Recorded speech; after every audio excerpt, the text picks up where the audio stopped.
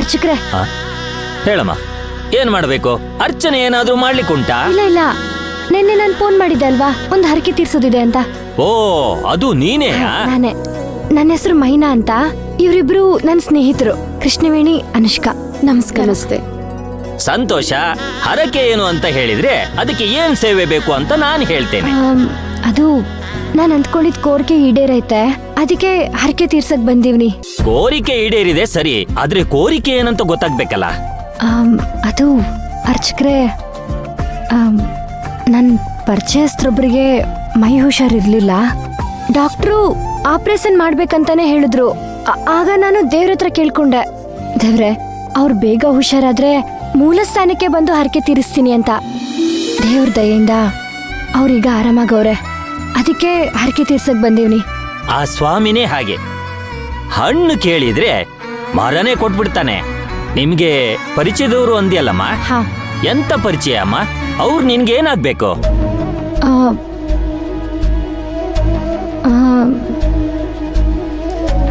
ಅದು ಪರಿಚಯಸ್ಥರಂದ್ರೆ ನನಗ್ ತುಂಬಾ ಬೇಕಾದವರು. ತುಂಬಾ ಬೇಕಾದವರು ಅಂದ್ರೆ? ಇವಳ ಸ್ನೇಹಿತನ ತಾಯಿ. ಏನಮ್ಮ, ಸ್ನೇಹಿತನ ತಾಯಿ ಅಂತೀಯ?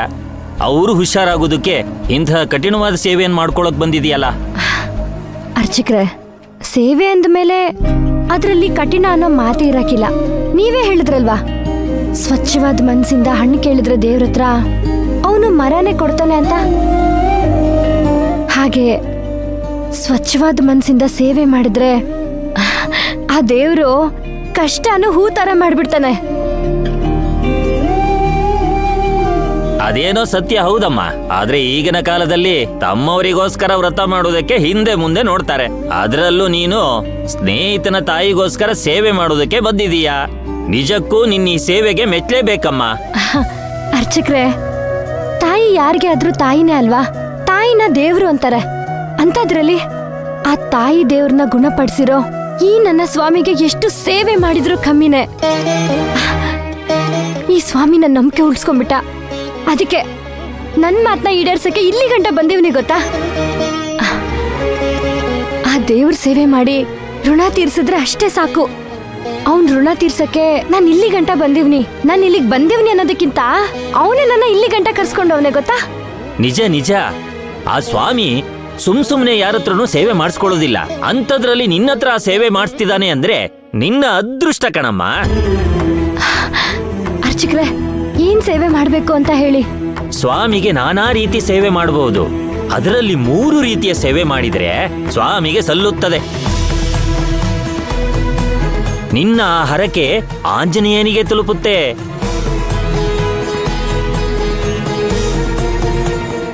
ಸರಿ ಅರ್ಚಕ್ರೆ, ನಾನು ಸೇವೆ ಮಾಡ್ತೀನಿ. ಸಂತೋಷ ಕಣಮ್ಮ.